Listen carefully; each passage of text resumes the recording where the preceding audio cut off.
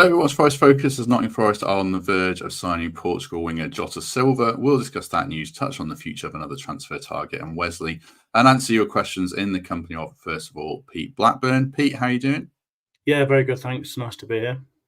Good to have you with us as ever. Second guest is Reds legend Garry Birtles. Gary, how are you? Yeah, good, thank you. Yourself? Not too bad, not too bad. Good to Happy have you with us as well. birthday. Sorry? Happy birthday, by the way. Well, thank you very much. Appreciate that. Happy birthday to you for 2 days ago. Yeah, it was. Yeah, well, no, mine was Saturday, so it's about 5 days ago. Your match has never been particularly good, has it? No, definitely not. Definitely not. Third guest should be Michael Temple, but he's stuck late in the real world at work. So he'll join us if and when he can. But we've got a good show lined up, no doubt. We'll start with Jota Silva, as mentioned. Forest looks set to sign him. He's had the Fabrizio Romano, here we go, and lots of other journalists saying it's happening. He is a 24-year-old winger. He's won 2 Portugal caps this year after scoring 11 goals and registering 5 assists in 33 league games for Vitoria Guimarães. It looks like the fee is just under 10 million or so. It's interesting, Pete, that he's had a really good season. He's probably only had one mega good season in his career. So it's an interesting signing. What do you make of it initially? I think it fits in quite neatly with the sort of business we've been looking to do recently. I think last time I was on the pod, we spoke about this, where it feels like Forest are looking for players that are a real bargain for one reason or another. And I think often that's that they've maybe got one sort of slight flaw that might be putting other teams off. In this case, the lad's 24. You perhaps might have expected him to come out of a league like the Portuguese league by now. And as you say, he sort of had this one breakout season, perhaps a little bit later in his career than happens to some players. And I think we're getting in on that quickly and hoping that we're in at the right time before others take the plunge, just like we did with Murillo, and just like we're hopefully going to have done with Miguel as well. And I think that's a sensible place for us to be. I think it's hard otherwise, because you're going to be paying an awful lot more money for players that have been proven over a longer period of time, or have already made a move to a bigger league with more even talent distribution and such like. So it seems like the sort of business we should be doing. I mean, I must say, normal caveat, I don't really watch any Portuguese football. I think the standard of the league is a little bit questionable in parts, from what I can gather. So it's hard to know exactly what we're going to get. But his stats look good for the division. Looks like a real goal threat. When you watch the videos, someone pointed out to me that he's got this nice sort of hallmark of the old Brennan Johnson moves that we had, where he peels out wide right and can play that sort of slid cross in behind to a striker along the floor, which I think is a nice thing to see from a winger, that they have that sort of presence of mind to play a pass like that. So from what I've seen, he looks like a talented player. I mean, it's certainly a position we need strengthening in. We need competition out wide, don't we? We've got good players there, but I think that they need pushing, particularly if Nuno's going to play with 2 wide men.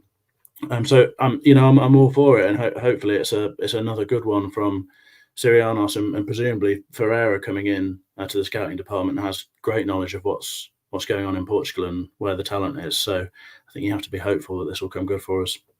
Yeah, he looks like Jack Grealish, and he compares himself to Diogo Jota. And it's interesting when you watch his video highlights, dreaded YouTube highlights, but he scores lots of different kinds of goals, headers from inside the box, good assists from different areas. I suppose, Gary, like Pete says, he's 24 and no one's signing, but from personal experience, careers don't all follow the same path. Yours was pretty unique yourself. So you can uncover these hidden gems, even though it's harder now than when you were fitting carpets in Long Eaton. I must admit, I'm going to be a bit more negative, and nobody be surprised by that. I'll just mention Carvalho. Everything was said about him. He's going to be this, he's going to be that, he's going to be the other. And where is he playing now? He was the next big thing.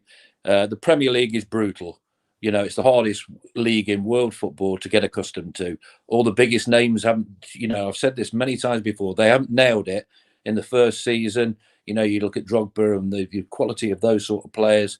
And the Portuguese league, no disrespect, but it is worse than the French league, and maybe a little bit worse than the Dutch league. And that's no disrespect, because, you have your echelons of the best leagues in the world, and you put them in order. And at 24, you think he might have peaked, have come of age a little bit, but I don't think we need, wingers. Alanga did well last season. Hudson-Odoi did well wide. And we're supposedly looking at 2 wingers, not just the one. And, the one thing that's crying out above anything else, I keep repeating myself, and I hate keep repeating myself, we need a striker. Spend more on one striker than 2 wingers, to get somebody in who, will score you goals, who'll keep you up, or will get you to that next level of the Premier League. He might be a world beater. He might come in and tear the Premier League apart. But at the moment, I would be a little bit dubious because, as I say, the nature of the Premier League is so tough. We have so many games. We have so many competitions that we take seriously. Now, the FA Cup and, even the League Cup is, picking back up in, terms of, how it should be played and people wanting to win it. So, the fitness levels have to be extremely good. And if you've been playing in the Portuguese league, it might not be, the same. And he did. I think you said he didn't go to the Euros. No, he played. He's got 2 caps this year in build-up games, but he didn't make the final cut. For him, are we fighting anybody else for him? Yeah, well, the teams that were linked, I mean, West Ham were linked, and then Panathinaikos and a couple of others. So it isn't massive competition. I'll bring up his stats, actually. So, as ever, taken from WT Analysis, this is what he did in the Portuguese league last year. You can see he's a goal threat more than a creator. He gets in the box, he gets shots on target, he's involved, he's in the thick of things. It's sort of probably more kind of Alanga than more Hudson-Odoi than Alanga in terms of scoring goals, but he plays on the right. So I guess, Pete, is he coming in? I think he's coming in as cover, and he's not coming in to take Alanga's place necessarily. He's coming in as someone we're taking a punt on who could be good after a year's bedding in. And like Garry says, we don't know. I don't think it's one to get massively build up pressure on the lad. And before Pete comes in, what we need is not bringing people in at the moment for cover. We need people in there who are going to start and be an impact from day one, because day one is so important, because the fixture list, it's a good start to the season. If we make a good start, the confidence grows. If we don't make a good start, we're putting pressure on ourselves straight away. You have to get people into cover, but your priority is getting out those players into the quality for the Premier League from day one, from when you kick off on the 17th. What do you think, Pete, about it? Because Garry, you're not as questioning it as Garry, and you think it might be all right in the sense that it is taking a calculated gamble for 10 million quid. Yeah, well, I mean, I don't have a strong view on the player because I've got almost no expertise in Portuguese football, and I've never seen him play football, so it'd be pretty mad for me to have a strong view on him. But I sort of trust the work that they're doing at the moment, and it feels to me like it's well thought out. I understand. I mean, I take all of Garry's points totally. I guess some of the things I would say is that why I think it might be different to Carvalho. The first reason is that was a period of time where we just had this sort of experiment start where we brought Mendes to the club as the guy who was going to lead our transfer policy, and he brought Carvalho and Diaz and Goncalves all at the same time, all massive fees attached, or big loan fees and big potential future fees.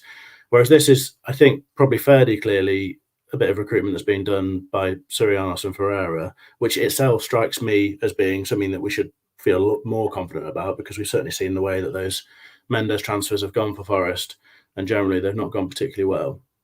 So I'm hopeful about it, and I do think that we have to have faith that we've got a system and a structure in place that can find players who are having breakout moments and can then bring them here more quickly than other teams are doing so, act on it quickly. I mean, we can't suggest that that's something that's impossible to do, because we've literally done it with Murillo and found a player who's played 12 or 13 games in Brazil, literally just 12 or 13 games, I think, and is now, a £50 million centre back at, and I think that might even be a cautious conservative estimate, next time the window's open if he stays here. So that's why I'm hopeful about it, because I'm hopeful that Forest have a structure in place now and people in place that can act on these sorts of deals. Obviously, I've not seen the guy. I've got absolutely no idea whether he's going to justify that fee. but I'm hopeful that it's the sort of level where it could be a good gamble. I mean, Gary's right. I don't think he's going to come in. I don't think he's going to come into the team and replace Hudson-Odoi or Elanga. But I think it's also fair to say that in those positions, it will take something pretty special to do that. And I guess that's likely to be associated with a significant outlay. Personally, I'm okay with recruiting someone in the wide positions who's going to push those players and has a bit of time to develop, because I think they're in good moments. They're great players for us already. They've already shown they can make an impact in the Premier League. I mean, Gary has rightly been a big supporter of Elanga's output and recent pods that I've seen and at the live pod. So I think that it's probably a harder position for us to bring someone into the team who's going to just walk into the side and improve us massively. I do think that's something we need to do in other areas, and I think it's something we've done at centre-back with the signing of Milinkovic. I think it's probably something that we've done with the signing of Elliot Anderson, even if it doesn't come instantly. So I sort of agree with much of what Gary has to say. I think we do need to improve that first 11, and I think we've made strides to do that already. I think it's clear the club are looking to recruit someone up front as well, and possibly another fullback, so they may well still be able to do that going forward. But I think alongside that, it's smart business for us to be looking at the calculated gambles, who we might be able to add value, to develop, that sort of thing. As I say, hard for me to make a greater judgment on him than that, because I've literally just seen a YouTube highlights reel, and it's no position to judge, really. I suppose, Gary, like, can players have breakout seasons? Have you played with someone who, that, you know, he's 24, he's going to be 25 soon, it's clicked for him this year for whatever reason? Does that sometimes happen in the game? Did it happen to you where a particular season, I know you kind of, Micah Richards burst on the scene, but was there a particular season where it really clicked for you? Well, I came as the Forest. The gaffer played me centre midfield for the reserves. That was just to build me up. I hated it, to build my stamina up, and it was the right thing to do looking back on it. But I mean, I got straight in the side, and I was lucky. Everything clicked straight away. My first game was Arsenal on the Saturday, then Liverpool on Wednesday, and then Man United the following Saturday. So getting thrown at the deep end is maybe a good thing, but it's a different era now. It's, different things happen. I think the pace of the game obviously has improved, and you're up against, you've got to consider what you're up against in the Premier League. Yeah, I mean, Bournemouth have done well to stay up there. I mean, their consistency has been good. They've, achieved mid-table. West Ham have, got into the Europa Cup. So teams are doing it, but then you have to maintain it. We've only just struggled to stay up the last couple of seasons, and that has to improve, and that's what the owner's trying to do. But I think having a gamble on not just one player who's coming in from abroad, there's not one English player in there. I mean, maybe people will say there's not a great deal of English talent about, but why would you not take a chance on somebody? Why? I would be going for somebody, from Bournemouth, like the boy up front who scores all the goals. If you're looking for a striker, nobody's been talking about him, but against us last season, he scored. I can't remember his name now. Solanke scored a hat-trick against us last season. Why don't you just go and put a massive bid in for him? Because with the players we've got, somebody like him, I would love to see at the club, because he scores goals on a regular basis. He knows where the back of the net is. Why aren't these names coming into play? Why aren't we looking at players like that who've got a proven track record in the Premier League? These guys who are coming in from abroad, we're signing a lot of players from abroad. And as I say, one might come off. Pete's just said about Murillo. Yeah, he's one who came off, but it's difficult. How many more have come off? You could say a couple of, nearly made, they've looked okay, but the consistency that's needed in the Premier League is so intense. It's not about one game every, 4 games you play well. You have to play consistently well all throughout the season in the Premier League, or if you don't, you go down. I mean, the 3 teams who came up last season have gone back down. I guess you need to get. We need the start of the season to be so, solid and predictable that we've got the right players in the right positions. You've got the system in place with the players in that system, and then you've got backup players. Well, I haven't got a problem with the backup players coming in and support.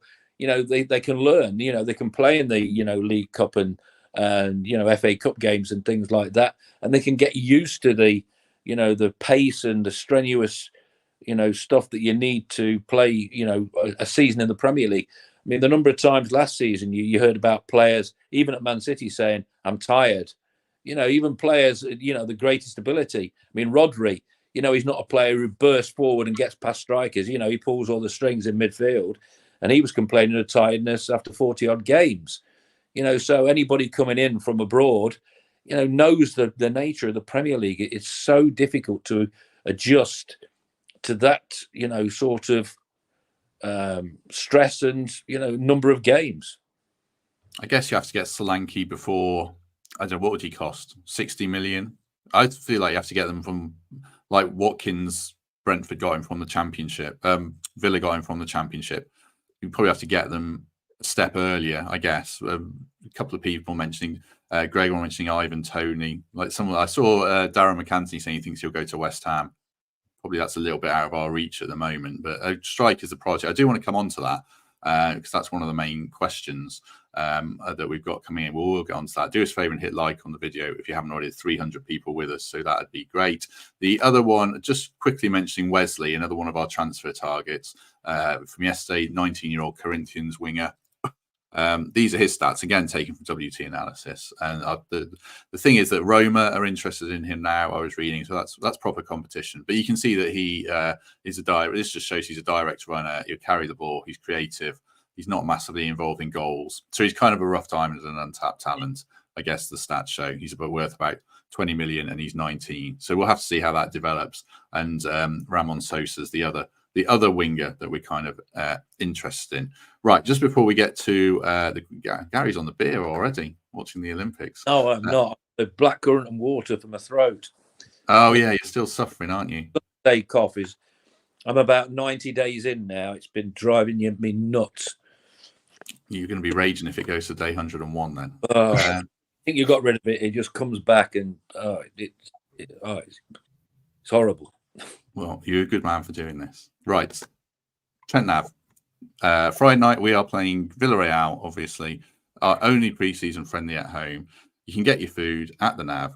Pizzas are £8.50, as we've been saying this week. Enjoy the pre-match build-up, and then head down to the City Ground to watch the Villarreal game. I'm sure it must be pretty close to being a sellout, I'd imagine. I'm not seeing, actually. And then the first home game against the aforementioned Bournemouth is about 2.5 weeks away. So thanks, as ever, to the Nav for their support. Right. Q&A time. I put this out last night about half an hour before it was announced we were signing Jota Silva. But we've had lots of good questions, so we're going to rattle through as many as we can in the next half an hour or so with Pete and Gary, and then Temps if he does join us. Right, first question is from Paul Morley, sometimes on this podcast, of course. Do you think Nuno will be bold enough to start with a midfield three of Sangare, Anderson and Gibbs-White, the latter two playing as effectively 8s and 10s, and go with a front three of Elanga, Hudson-Odoi, and Wood or Taiwo, effectively playing 4-3-3 with 5 attack-minded players on the pitch? It's sort of what Arsenal have done in a lot of games, Gary, just with Declan Rice holding. I think they changed as the season went on. Is that too brave for us? Is that putting too much on Sangare, or do you want us to be that attacking? I want us to be attacking, but not with that formation, I don't think. You're talking about, you can't compare us with Arsenal, I'm sorry. Arsenal have been up there fighting Manchester City, tooth and nail over the past couple of seasons. And, they've got more money to spend. I think with that system, teams would just play through us too easily. You've got Gibbs-White in there. I've not seen anything of Anderson, so, I can't really comment on that. Sangare. But that midfield three has got to be so concentrated and so on the ball. And, if you're getting, players of the quality of the top 4 or 5 teams, you could be in big trouble playing that system. For me, I'd still like, every time we've looked good or needed to get results, it's 3 at the back with the 2 wing backs. That has always looked, more safe than anything. If you can start with that and you win your first 2-3 games or whatever, 3 out of 4, then you can take a chance and mix it up a little bit. But you've got to start the season solidly, because looking at those games, you know, you got Bournemouth, Southampton, and this is never any disrespect to any of them because they're there by merit. You know, Bournemouth have been unbelievable. Southampton have done well to get back in there. I think, is it Wolves the third game? Yes, at home. Yeah. And, you know, Wolves have done magnificently as well. But they're 3 games that you would look at as a Forest fan that we could win. You know, again, no disrespect. And to do that, I think you have to play your best system and, you know, your best personnel. And I'm not sure what the system you gave to me there looks, you know, very solid. As Pete, I think it's Pete in the comments says, Pete Blackburn, it's not totally dissimilar from what we sort of play. Anderson's probably the outlier if he plays higher up. I guess the question is that too much for an attacking midfield? Do you need a Yates, a Danilo, or a Dominguez in there with who we assume is going to be Sangare based on pre-season form? Well, I think partly the answer to that question depends on who you're playing against. I mean, that's a fairly important bit of context. I mean, I must say, when I saw the question from Paul, I thought it was interesting. I actually don't think it's as aggressive a lineup as we're perhaps making out, or people initially thought. You know, the comparison to Arsenal, I get why we're making that comparison because there's 2 sort of relatively attack-minded midfielders in a 2 with one pivot behind. But in that case, I mean, they were very much 2-3-8s or 10s, weren't they, with Havertz and Odegaard playing there? I mean, I don't think that they're the same sort of players as Anderson and Gibbs-White, who are both serious workhorses. I mean, we saw Gibbs-White play in a two-man central midfield last season on occasions in that wing-back system that Garry mentioned. And he looks like a disciplined player who can do it. And we know that he's got phenomenal work rate. Elliot Anderson played in the last friendly that we watched, played in a deep central midfield role and looked disciplined. He looked sharp. He was doing simple stuff well, and he wasn't roaming like he had been when he'd been playing in more advanced positions. So I'm not convinced that it's impossible whatsoever. And as you say, I think there are plenty of people, whether in the comments or elsewhere, who would be thinking the likely lineup is a 4-2-3-1 with Gibbs-White playing in the 10 and Anderson or someone else playing alongside Sangare in the pivot. So you're only talking about moving players around a very small amount to change to a 4-3-3 there. I don't think it's likely that we'll see it. And also, it's just going to be dramatic competition for those central midfield roles because we've still got Danilo, Dominguez, Yates, all to compete in those positions, who have all contributed at moments for us, and who all, I think, perhaps can even go further than they have done.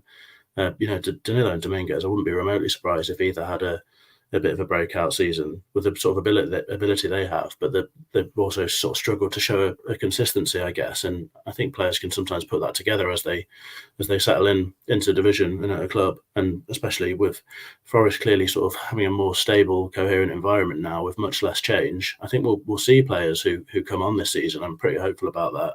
So overall, I think it's probably unlikely that we'll do it because, if I'm right, I think the only time in pre-season we've played anything similar to that was the first half of the Millwall game. Yeah, but even then we had 2 sort of narrow players instead of the 2 wide men, with Anderson and Gibbs-White sort of inside-ish, or Dominguez as well. Was sort of playing on the right midfield, I guess. It was quite fluid. But I mean, coincidentally, I think it's the best we played in pre-season by an absolute mile, and we did look very good then. But it's not really the same system with the 2 wingers, who are obviously giving you a sort of very different issue defensively and such like. So I don't think we'll see it, but I wouldn't actually be remotely horrified. I think it's a much less aggressive and sort of worrying formation than it would be if we were trying to copy Arsenal, or even in that City team where they had a couple of 3-8s in De Bruyne and Foden or Bernardo Silva or whatever. And I think they're capable of real sort of disciplined hard-working performances, and I wouldn't be that worried. Lots of questions along the same line, Garry, that I'll throw for you around strikers. The basic question is what kind of striker we need. Nuno seems to like, or he's having to deal with a target man in Wood, or a bigger striker in Wood and Awoniyi. Do we need another one like that to complement them because of injuries, or do we need something different? Just going back to what Pete said, he mentioned Danilo and Dominguez. You know, they've not, you know, they didn't play a lot of games, but they struggled a little bit to acclimatise. And that's what I'm talking about, acclimatising to the Premier League. You know, they've had, a season. And yeah, I always forget the boys, the World Cup winning fullback we've got from Argentina, who's very struggled. Montiel, who's gone now, yeah. Yeah, he struggled massively with the Premier League. But going back to strikers, do you want a target man? I mean, Wanye, for me, if he's fit, he could be, something else in the Premier League, because we've seen his impact already when he's fully fit, and he scares defenders because he's got pace, he's strong, he'll hold it up, he'll bring others into play, and that's what you need as a striker. I mean, everybody watched the Euros, and Ivan Toney came on for the game. He had more touches than Harry Kane in the whole match. He had 30 touches. Harry Kane, was it 20 or something ridiculous? The stats, crazy. So that's how difficult it is to get strikers involved in a game now. I feel sorry for them because they're just being isolated. Unless you're Haaland, who's got so many options, brilliant options behind him, bringing him into play, you're going to struggle. And, I've got every respect for people, like Ollie Watkins now and players like that, Bowen, who, regularly score goals in the Premier League, because it's not easy being a striker anymore. But we know when Iwanyi's in that side, what we have to do. We have to play to his strengths, and we do that. And that's why when he's in there, we do particularly well. Elanga, the combination of those two when they play together is pretty good. Chris Wood came in and did a magnificent job, in the middle part, when he scored the hat trick at Newcastle and everything. But I think you need maybe, I'd just love to see a more established striker come in who knows about the Premier League, because I keep repeating myself, it's such a difficult league. Ask anybody. There aren't many who come straight in, even at the top level of the Premier League, and do particularly well. I mean, the boy at Man United, the striker there, he's struggled a little bit. People are asking questions about him already, which I think is a little bit unfair. So that's how difficult it can be. And if you know the Premier League inside out, I think it's worth taking a punt on, players who know it. Solanke. I would love to see him. Why, no disrespect to West Ham. Why would you want to go there over Forest? Maybe if we've got such an ambitious owner, which is absolutely brilliant, who's going to keep funding the club, which is unbelievably good. And, he wants us to move up the table. And the only reason you move up a table is you have somebody who scores goals. If you don't have anybody who scores goals, you'll stay in that bottom half of the table. So that position for me, again, I said last season before the ball was kicked, it has to be the priority for me. I think I mischaracterised Wood and Iwanyi a little bit. They're not the same. They are different, obviously, but they're both big blokes. They play different styles of number 9. I was thinking more as we need someone who can play in different positions on the pitch, really. Right, next question. This is an interesting one because we discussed Forest's progress and how we think they'll finish higher next season. So Binit Patel asks, do you have a sense of how the teams likely around us in the league are doing of improving their squads relative to Forest? Are there new signings closing the gap to give us the confidence of a lower mid-table finish?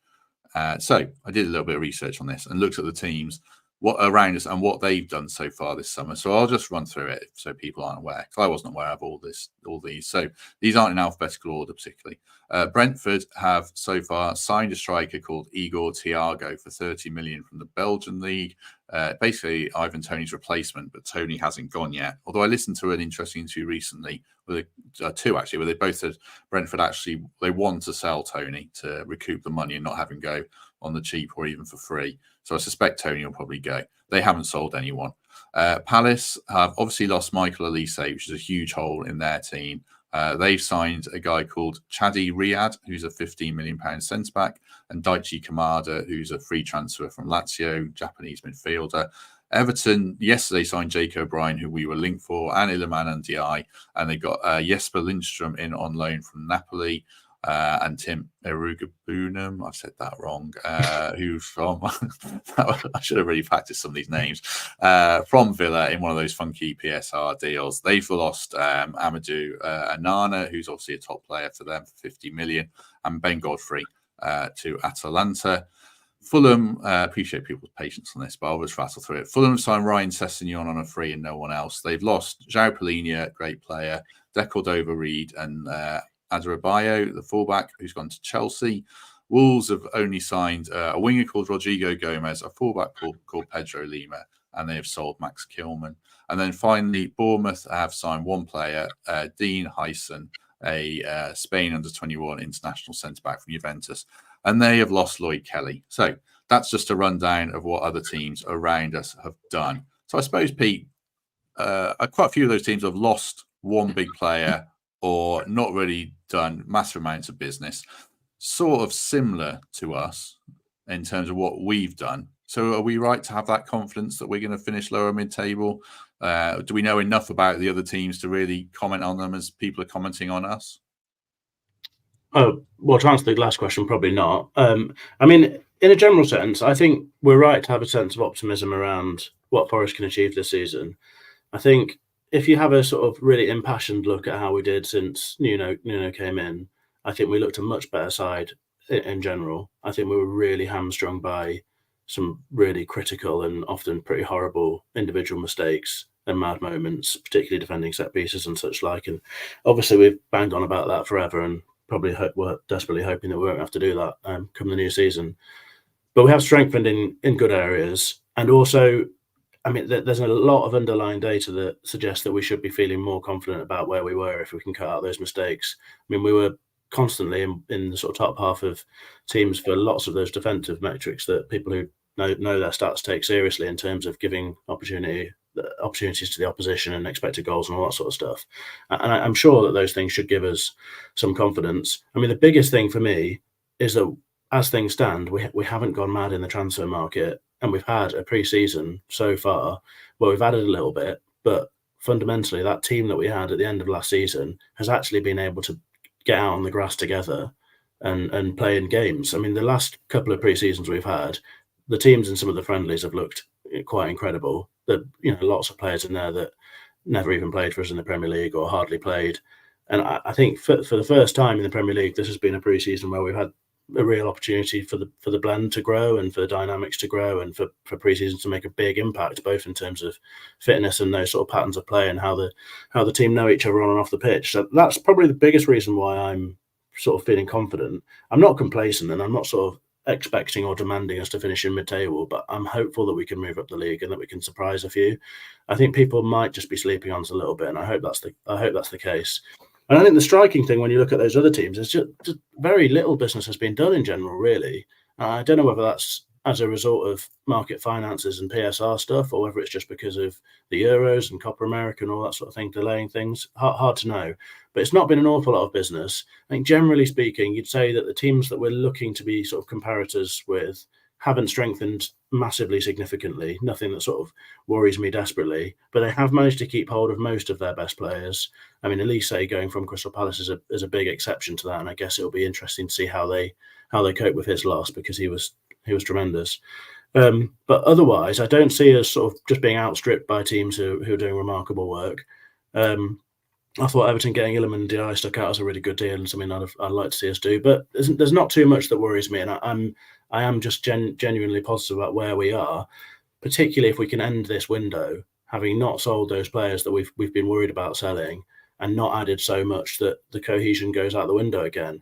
I just think Garry will be able to speak to this much more than me, obviously, but there just must be something to be said for time together at a football club, stability, players getting to know each other, and just not having this constant flux.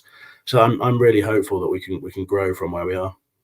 I'll follow up on that, Garry, and also there's a question from James Girling, which is very similar, about have we strengthened enough this summer? Obviously, you want us to get a striker.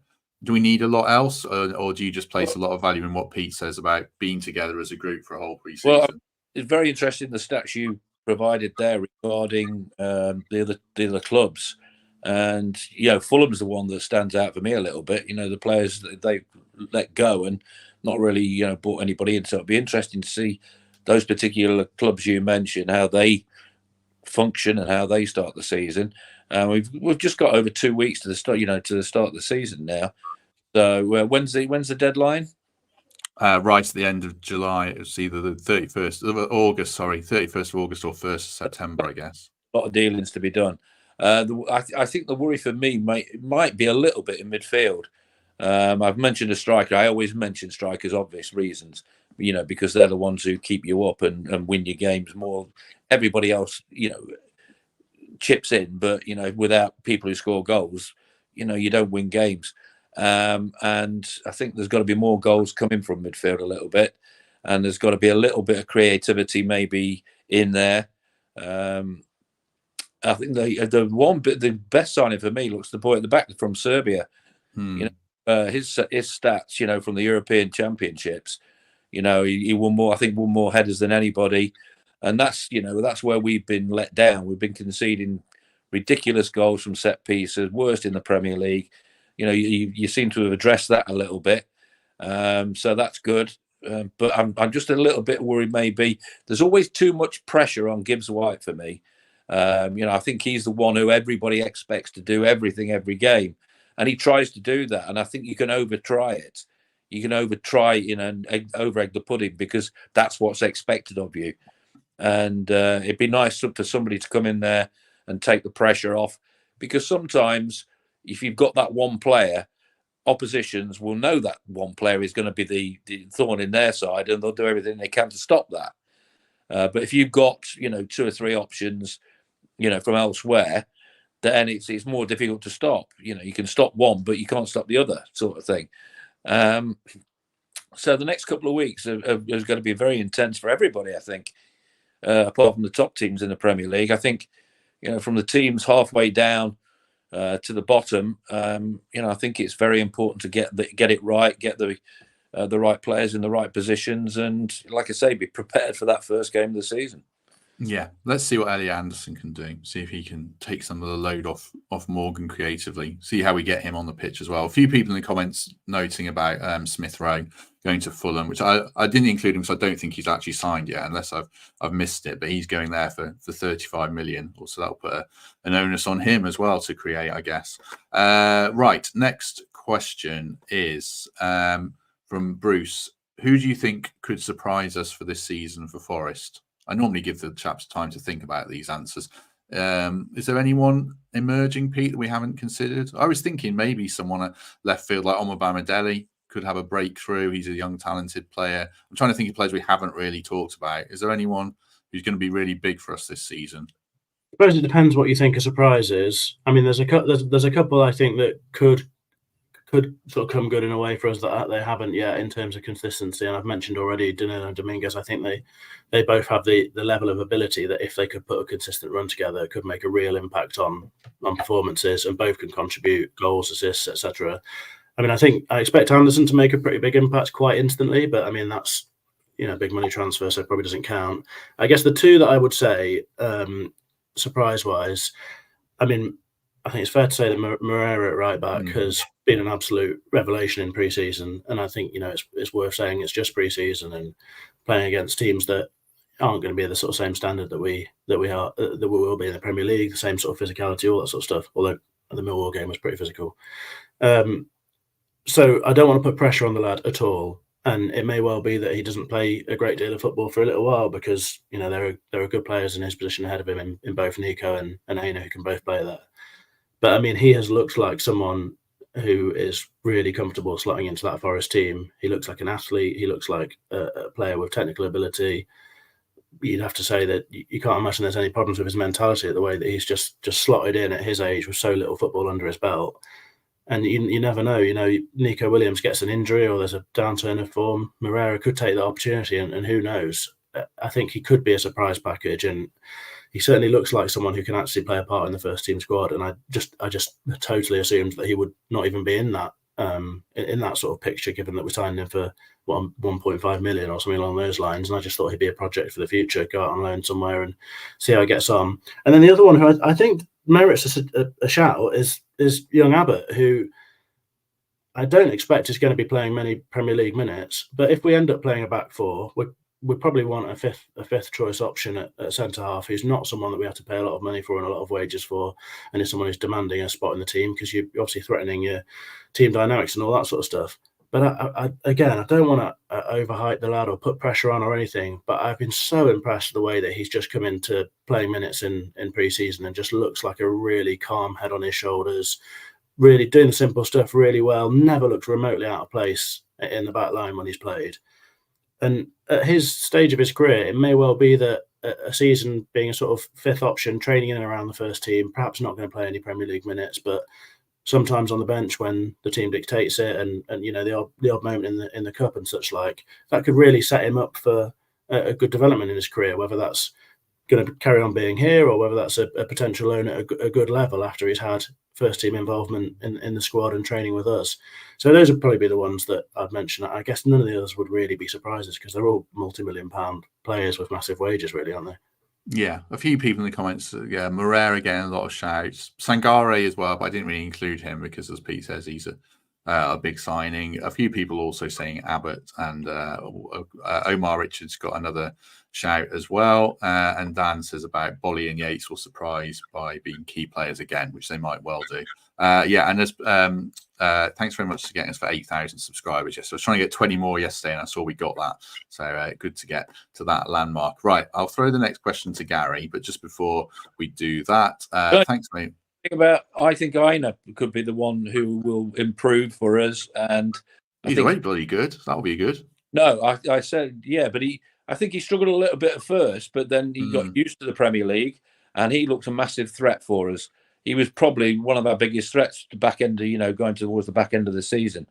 And I think if he can progress again, he could be a thorn in, even the top team sides for us this coming season. Yeah. No, I think you're right there. I could see him scoring goals and getting assists and combining with the foot. He only played 20-odd games last season because of AFCON and injuries. So I think Gary's right there. Actually, he could be really good. I think we could struggle to keep him because he's only got one more year on his deal. But yeah, I agree with Garry there.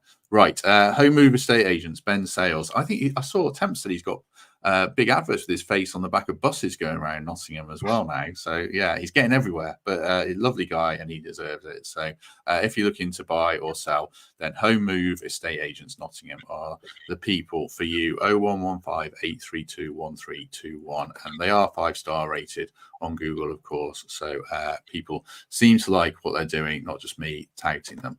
Right, next question, Garry, about from Dan. Is Morgan Gibbs-White a good rumoured choice to be club captain, or a distraction we don't need, giving it to our attacking talisman? Considering Joe Worrell has been playing but not been wearing the armband, and Yates as well might not be a regular, would you give it to Morgan, or is it too much and give it to someone else? It was always a thing in the past that attacking players rarely had the captain's armband. Our captain was John McGovern. It used to be like a centre half thing, never a goalkeeper thing. Because you like a centre half in the midfield, you're not isolated like a striker is and a goalkeeper is from everybody else. I would like to probably take that pressure off Morgan. Whether he likes it, I don't know. I don't know. But why not give it to the lad from Serbia? Just bring him in and give it him. He's an international player. He looks like he could be a very, very good signing for us. And, if he played at that level, which he has, in big tournaments, why not give it him? I did see a few people touting Milenkovic. I don't know if he was Fiorentina captain, but I think he might have been. If he'd been here longer, then I think he probably would have the armband. So yeah, I can see that argument. But I've got no problem with Morgan being captain myself. FPL Brian Clough's 11, Pete. Just say something about. Can you remember when Ian Botham was the captain of England? I'm not that old. I mean, he was one of the best cricketers ever. Took the pressure, took him, and he was back to his best. Joe Root, they talked about him as well. I think sometimes, you need to take pressure off your best players and let them just do what they do, without that, that captaincy thing hanging around the neck as well. Yeah, so, it doesn't have to be the best captain. Yeah, best player doesn't have to be captain. Look at Peterson and stuff like that. Yeah. On the cricket analogies, it obviously goes both ways, doesn't it? Because I think Botham's a really interesting one. I think Root and Cook both at times said that it was a real burden, and you see their averages going down and such like. I think Flintoff was probably a little bit of a disaster as well, on similar lines. But you see what Ben Stokes has done, and I mean, when that captaincy came up, I was sort of terrified because he'd obviously had his mental health difficulties, and it seemed like a massive deal to be putting someone in that sort of position. But he's obviously absolutely thrived, and if anything, it's just seems to have made him a better cricketer. So I sort of wonder whether Gibbs-White could go the other way. I mean, I think unless you know the guys well, then I guess you probably can't really make a great judgment. But it just looks to me that when he's had that armband on, he struts around the place with a real sort of confidence and responsibility. And I think Nuno has spoken about how he's really grown up since he was at Wolves. I mean, I guess you would, because that's the passage of time. But certainly he's obviously had a youngster and seems to have really sort of developed into quite a mature player. And I mean, as things stand, I think presume no decision's been made, because I think I'm right in saying that Yates and Gibbs White were on the pitch together at the start of the last game, and Yates had the armband. So I'm guessing nothing's happened as things stand. But I do get the vague sense with Gibbs White that he might be the sort of player who would thrive under that rather than Wilt. But I suppose you never really know, and it certainly goes both ways, doesn't it?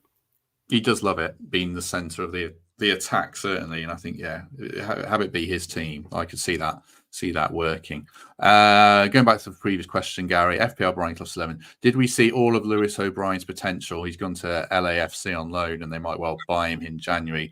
He came in and looked good from Huddersfield in central midfield, but it's really faded through injuries and loans. Is it just one where it's probably good to move for both sides? Yeah, I think so. When you're not being, you're only a bit part player, it can get you down a little bit. And you can understand why, he wants to try and make an impression somewhere else. There's one thing we've not mentioned that nobody seems to be talking about either, is at the moment the academy. How many players we have come through the academy who've made an impact or are going to make an impact? We hear very little about what's coming through the academy. When under Paul Hart we saw Michael Dawson, we saw David Prutton, we saw 3 or 4 players coming through, and since then it's dropped off a little bit.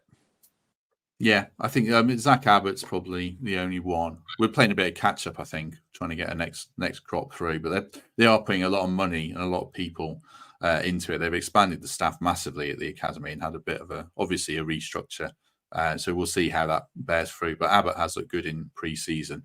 Right, the next question is from Steve Cook, and not the Steve Cook, another Steve Cook. And he kindly, out of his own pocket, sent me this photo. It's hard to get it in the thing of the City ground by night. Nice. Frame that terribly, sorry. But yeah, very kind of Steve to buy that, and it will be going on the wall behind me. I'll put it there, but that's very kind of Steve.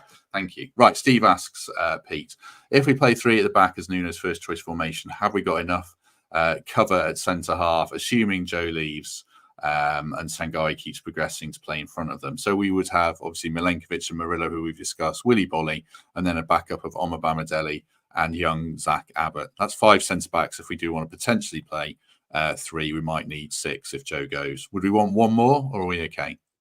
There's definitely not enough at the club to play with that system now, I don't think. I'm generally all for only adding where you really need to.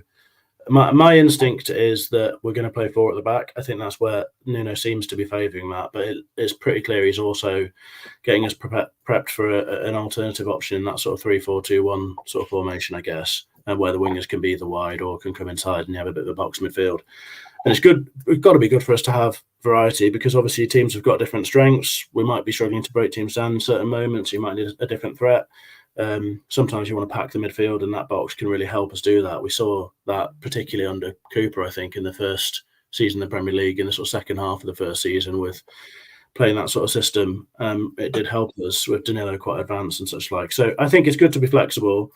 My instinct, given that there doesn't seem to be any talk about us going for more centre-backs, is that we're probably going to play 4 at the back, because I think it's pretty unrealistic to have 3 at the back as your first choice formation and have Bolly in your first 3 and then just Omar Bamadeli as senior backup options. I mean, that could be very quickly decimated and in a position where you're really in a bit of trouble. So I think if they were going to do that, I don't think they will do that, but if they were going to go in with that sort of as their first choice, I think they'd definitely have to add. Yeah, I think so. I mean, one thing we did mention briefly yesterday is we wonder if Harry Toffolo might be slightly converted into a left-sided centre-back, because he's played there in pre-season a couple of times. But yeah, I think we're probably leaning towards a back 4 now. Right, the last question, because the clock seems done 50 minutes already, is one that I think I can probably answer. Is about Tom F. Does anybody know who is involved in Forest recruitment and how it works these days? Personal titles keep changing. Unless I've got this wrong, it's led by Ross Wilson with George Sirianos. Kind of, I think he's sort of the mastermind of the overarching strategy for Forest, Olympiacos, and Rio Ave, who've in the whole family. And then they brought in Pedro Ferreira from Benfica, who Pete mentioned earlier. I think it's led by those three now. And obviously, Nuno will be involved to a degree, as much as managers are now. And every check is, of course, signed and sealed by the owner. So I don't know how much he's involved necessarily, but it feels like Forest have really honed their recruitment strategy this year, and it's those three leading it. Is that about right, Pete? I think my instinct is that, sort of along those lines, is that Ross Wilson has sort of ultimate oversight for all footballing operations at the club. And I guess there's a good piece a while back with Dan Ashworth talking about how it works for him. I think he probably has a similar role to Dan Ashworth, where he sort of, I think the way he described it was that he sits at the centre of the wheel and that there's lots of spokes off him, all very corporate stuff. But I guess the idea is that each of those spokes is sort of a department of the football side of the club. So one will be recruitment, one will be sports science, one will be medicine, coaching, etc., academy. And each of those will have a sort of delegated head, whether that's your head of youth development or your first team manager or your chief scout, head of recruitment.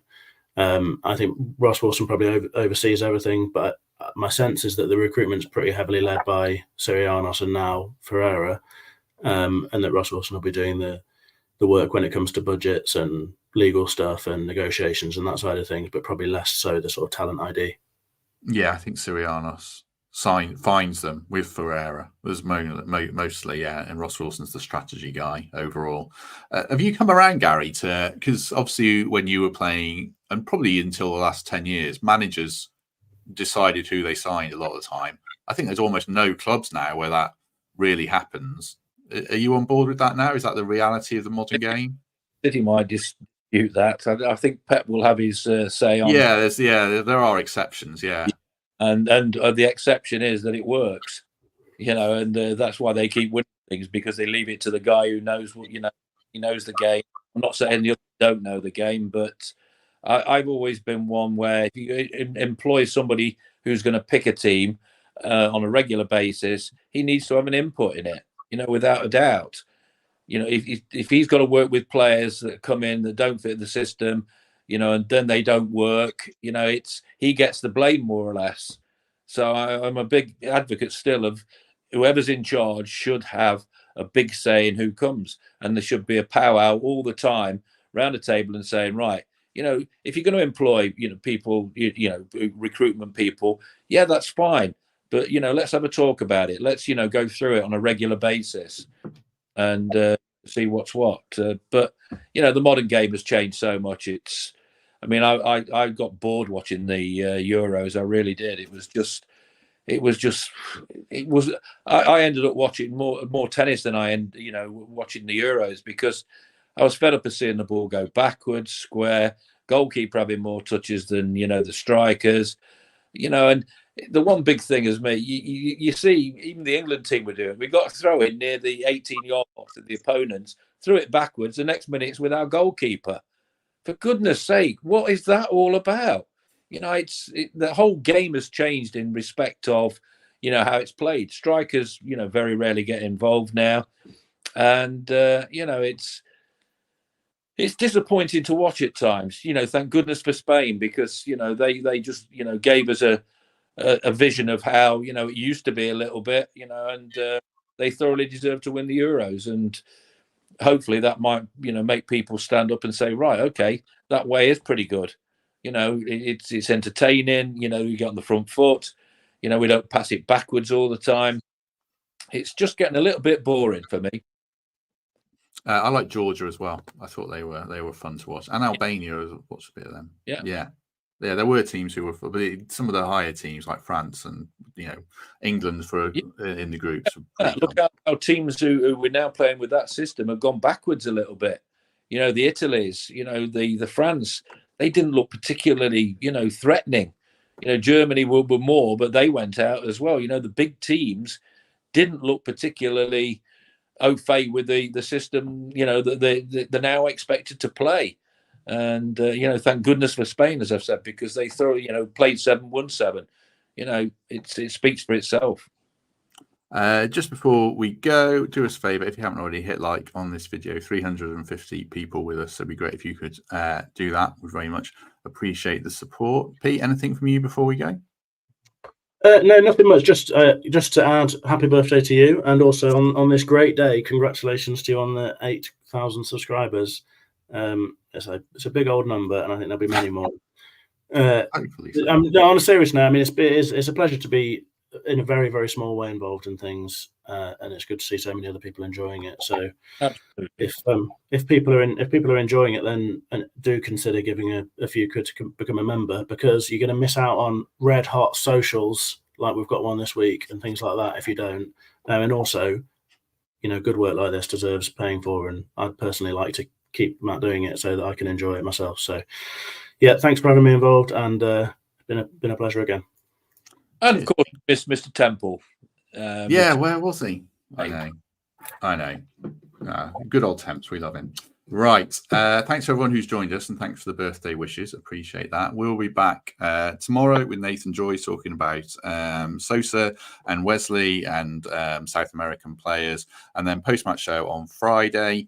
I was speaking to there's no Monday show live because I'm away for a couple of days. So I'm speaking to Dan Story, and I'm speaking to a Portuguese podcast later tonight about Silva to try and get a bit more of an insight on him. So that's all coming up in the next few days. If you can't join us tomorrow, then hopefully we'll see you on Friday. But if not, we shall see you soon.